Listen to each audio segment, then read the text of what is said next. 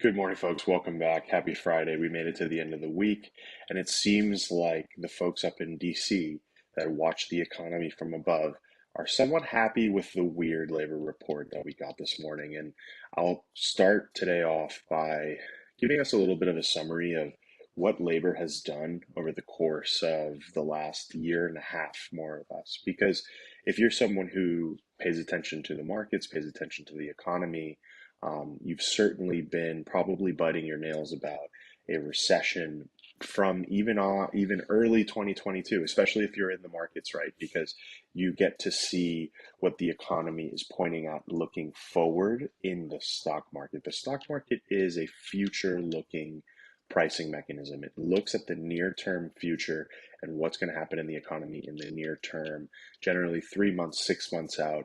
That's what we're seeing in the prices and the movements that you see in the stock market in particular, because it's this forward looking, sort of higher risk um, barometer to some degree, right? So if you're someone who's market facing, you've been worrying about a recession for years at this point, and there hasn't really been one. There's been an economic slowdown.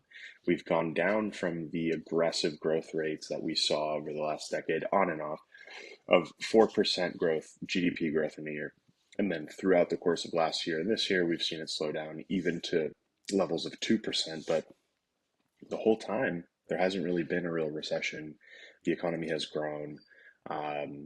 Some people have done really well. The stock market, again, which is forward looking, has done spectacularly this year.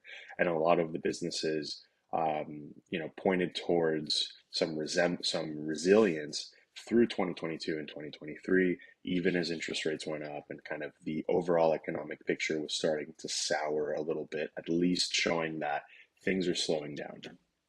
So the labor market has been top of mind for most people, especially if you are in a, high earning, salary based or variable based compensation group within a large resilient company, right? So we're talking about Google, we're talking about Apple, Microsoft, even Tesla, these massive large cap companies in technology or in finance or in professional services that have skilled employees that pay high salaries.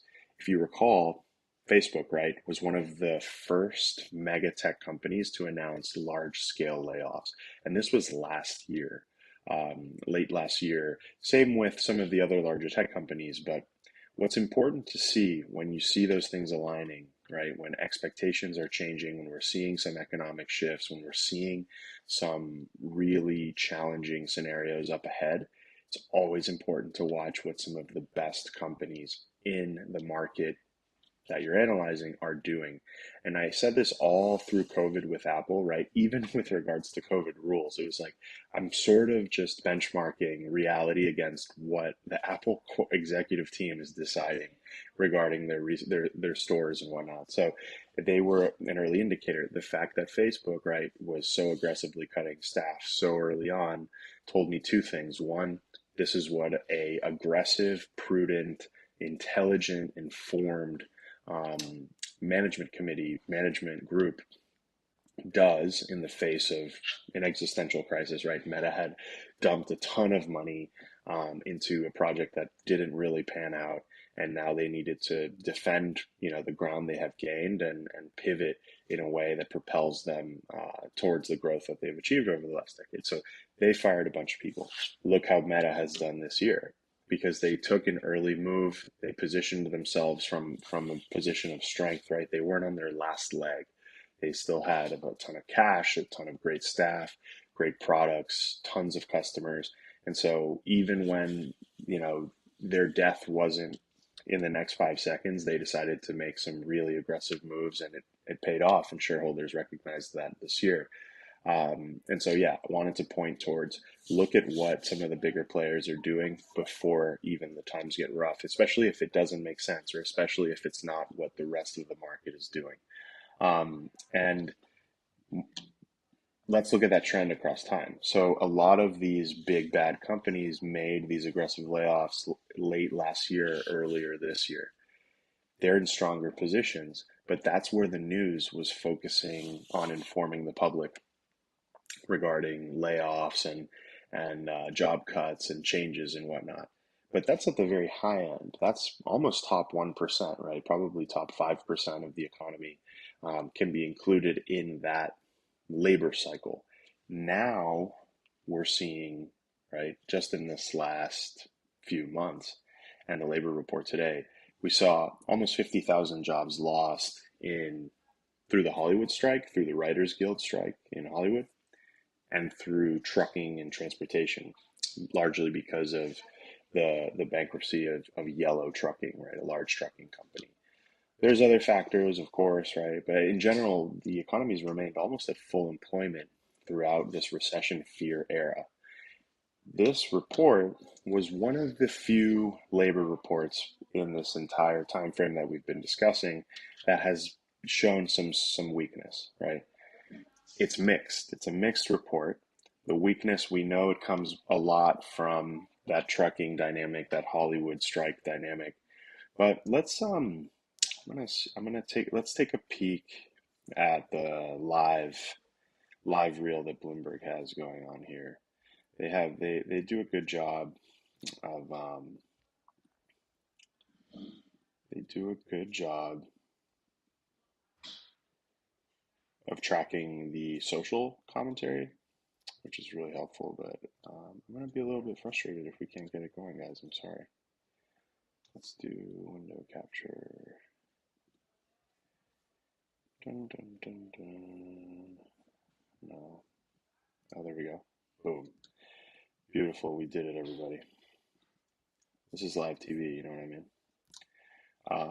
Okay, so see, payrolls grew by 187. Participation ticks higher, which I need to drill down on. You know, labor force participation versus unemployment. Tracking payrolls contract by 37,000, and they're not including Hollywood here either. Just want to make sure you guys can see what I see.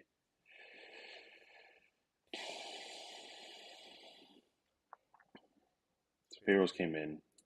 They revised last year, right? Downward revisions. There we go. Let's make sure you guys can see the main article. Cool. Downward revisions last year. They also revised downward GDP growth upon the last report, which is not a great sign. I've seen that a couple other times this year as well. So it seems that some of the good news is being overstated. But let's focus on this little paragraph here, right? The bold, ideal report for the Federal Reserve. This is true. So the Federal Reserve wants to squash inflation, right? And they've been doing this by raising interest rates and raising the cost of capital for operators, for businesses. This raises prices to some degree, but makes it more difficult for people to leverage, to buy more, to be excessive, to burn excessive cash, to use credit cards. So it has an impact on contracting the economy, and that's what the Fed wants. They want to cool off some of the demand so that inflation and prices can cool off as well. So a weak labor report is something that the Fed likes because it tells us that the economy is responding. They're being more conservative. They're not hiring as many people. They're not raising wages as aggressively, which takes some of the pressure off of prices and inflation and consumption. This is not what normal course of business is like in the US, right? Like this is never usually what the government or the Fed or businesses want whatsoever. But when inflation and prices get out of hand, it's important to sort of reset a baseline and then find a healthier way to grow by using the powers that the Fed has, using the powers that the central government has with taxes, and then businesses internally going through a little bit of a health cleanse, right? So in the case of an inflationary scenario, without being checked, you're going to find a lot of companies that have bad credit. You're going to find a lot of companies that are poorly operated. And especially after coming off of 20 years of basically free money, interest rates near zero, I think we have uncovered many companies that were just not healthy enough to operate and survive under normal financial conditions. I mean, a great example is what we're seeing in China right now, right? There's a ton of defaulting real estate businesses and other industries as well that have kind of come across this ravine of COVID, of inflation, of prices, of slowing economic demand, slowing economic growth, and are exhibiting to the world, they weren't robust enough. They weren't going to survive. They weren't properly managed enough. So the Fed likes to see the economy cooling. This justifies the Jackson Hole meeting. It justifies what they said about how they're going to continue to raise interest rates. They're not going to cut them. They're not going to aggressively pause for a period of time. They're not celebrating that inflation is dead and the economy's back on track. That's not the case whatsoever. So, confusing report, some good news, some bad news. Difficult to understand, right? That the Fed would somewhat celebrate a negative or pseudo negative employment report, but that's the case that we're in. It keeps them on track. It does, and the market's not going to love it, but we'll see. Every day the odds change on whether the Fed is going to raise rates in the next meeting or not, or skip or pause, as they say. And the markets are highly data dependent on what the Fed does in this case, especially now that we're wrapping up earnings, which were overall positive but mixed as well. All right, guys, I will leave you with that. We'll catch up on Monday. We will dig into a little bit of the portfolio, some changes ahead. I think we've reached that point right before here Labor Day weekend and whatnot, where people are having conversations. Earnings reports for the years are in. We're in that final quarter of the year where most companies make their sales. We have the economy holding tight, holding strong, the Fed talking about what they want to do. I think the next month is going to be very, very, very interesting for markets and the economy. So we'll catch up on Monday. Take care.